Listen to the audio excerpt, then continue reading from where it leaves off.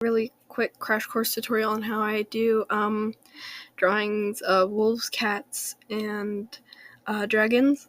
More or less just showing you how to draw one and then how to connect it to another, because I really don't have a lot of time right now. But so first we have I'm going to do a dragon first, and it's pretty simple. You want to do a line for the top of the head, wherever this line is pointing.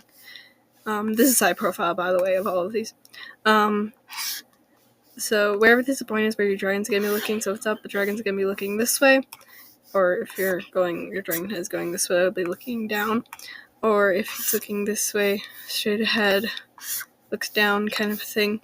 So I'm just going to do straight, but you can do whatever. Next, do a curving line down. This will be the snout. Depending on how you want your dragon to look. So if you do it more like this, it'll look really smooth and like streamlined head. So probably more like a water dragon. I mean, again, it depends. If you're doing like Wings of Fire water dragon, it's very different. But what I'm gonna do is kind of find your sweet spot. Practice this a lot if you really want to draw dragons, I guess. And then mostly I do this curve down. Now this curve can end up looking very many different ways. You can do more outward, and again, every way is a different kind. I like to slightly curve it backwards. And then for the mouth, it depends on your dragon's what they're feeling at the moment. So like if it's very angry, make the crags look very craggy. You can add something like that to them to like show displeasure. If it's happier, maybe soften the curves a little bit and add a little up at the end, which I'm going to do. Next, for open mouth, you would kind of come down from here and then go straight after that. Not that far. You do not want it to go farther than this point right here, so I'd stop it about there. Then come down. And make sure when you're doing this bottom jaw part is it slightly comes up ever so slightly. I have this sort of like this like bow shape, but just ever so slightly, not that dramatic. Now for a closed mouth, it's fairly simple. You want to come down just a little bit. Don't put it up too much into the mouth, because otherwise it'll look like their jaw has like been somehow smashed into their mouth. And that looks kind of weird. So make sure there's a little bit of room, and then move backwards again, the small slight bow or curve. Again, figure out how long you want your dragon head, and it just depends on the dragon. Next, we're going to do the eye, which depending on the kind of eye, you can do something as simple as a little triangle. Generally what I do for dragons is this triangle, then sort of down a little bit.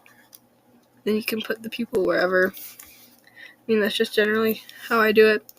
And you can add something like a spike on the nose and stuff like that. For horns, depending on how you do them, horns just really take practice. Much like tails for dragons. So I usually like to do this little curve up and then back. Again, getting this practice so it looks really tapered and really smooth is, again, practice. Then for the ears, very similar. You go out, depending on how the dragon's feeling. I go down if it's feeling not as happy or like that. But generally, they kind of come out like this, and then again, the tapered curve. And then for this, I'd start right here at the back and come out this way to attach right here again. And this is your basic dragon head.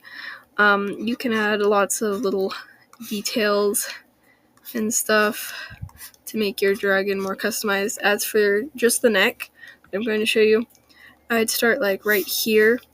You can even start right here. But really, it depends on what position your dragon is in.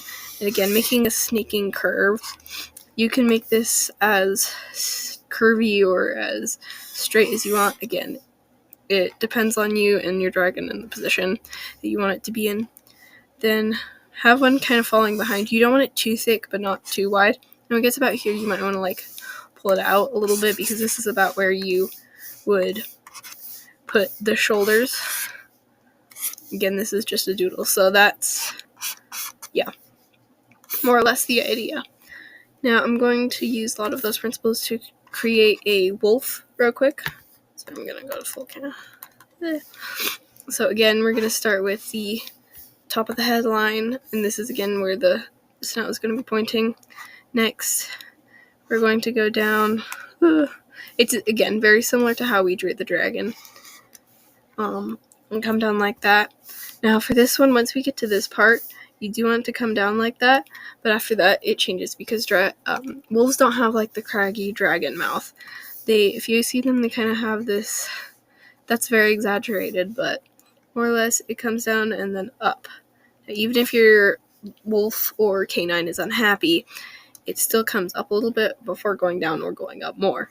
Now for the nose, you can generally just do a triangle. You can practice noses, and there's like different ways to do them in different styles. I'm just gonna make a really simple one. Now, open mouths, I'm gonna go into that in a different video if you guys want me to. But for now, I'm just going to. So again, it's with the closed dragon mouth. Go down a little bit so that way it's not like all scrunched up into the mouth of the creature, and then the slight bow to it. And then I forgot to add this, but you want to bring it up a little bit here to like a jaw, because if you see how humans are drawn even, or like look at the animal, they have this like jaw right there. Now for fluff, you can do it multiple ways. You can skip this jaw part and go straight into doing something like this. You can leave it and add something like that. You can also put the fur down as far as here. This gives it a more floofy appearance. Now I'm going to go into ears. Now there are several kinds of ears we can do, because the one I'd start with is this laid back kind. It's fairly simple and easy to do, but one that I learned later on that's really useful, since if you notice, wolves keep their ears up more. Wolves, cats, dogs, all that. And so basically what you can do is do one up, kind of curving forward slightly, then do a line sort of parallel back, creating this sort of triangle shape, vague triangle shape. Then do a little bit of floofs, I guess, right there. Then I'd add a little bit of fluff inside, so like just a little floofs. And then pull this one back down. You can just do a curve outward. And yeah, kind of like that, so that it ends up with stuff like that. And for the wolf, it's very similar to like how you do the dragon, but less elongated, and I add fluff right there. Again, depends on how fluffy and all of that. And you can add more detail. For the eye, again, I do it very similarly to how I do that. Also, you have to notice that the softer lines means more innocent the character looks, so like that looks more innocent than if I were to do very straight, craggy lines, because then it ends up having a very different look to it. So yeah, last thing I'm gonna do is, hold up, let me just add an eye because I feel like I have to. It's a cat. So again, we start out the same way, and there are very many different ways to draw cats, and you can look up other tutorials, but this is generally how I do it.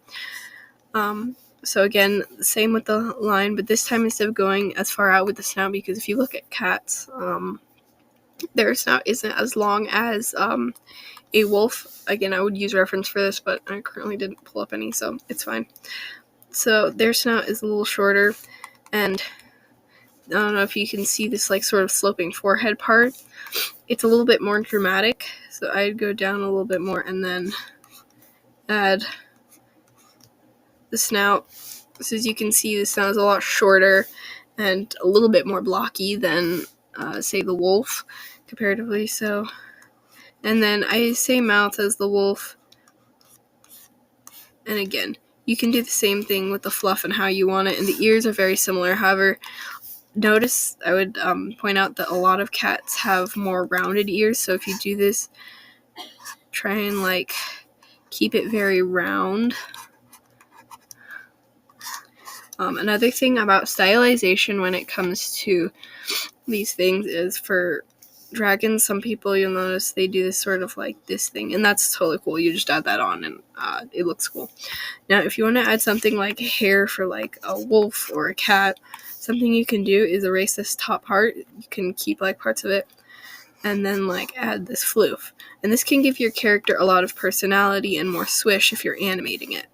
And like again, you can do a lot of different things with this, and it just gives your cat or wolf a lot more personality. Again, I draw cats very similarly to how I draw wolves, so you can again draw them very similarly. Oh, it's a little too much. And again, for the floof, you just erase this sort of like connection right here to add a little bit of floof. You can even put the floof in front like that. And this is just how really I draw things in my style. And this is just some quick doodles because I don't really have a lot of time right now. But yeah, hope this helped.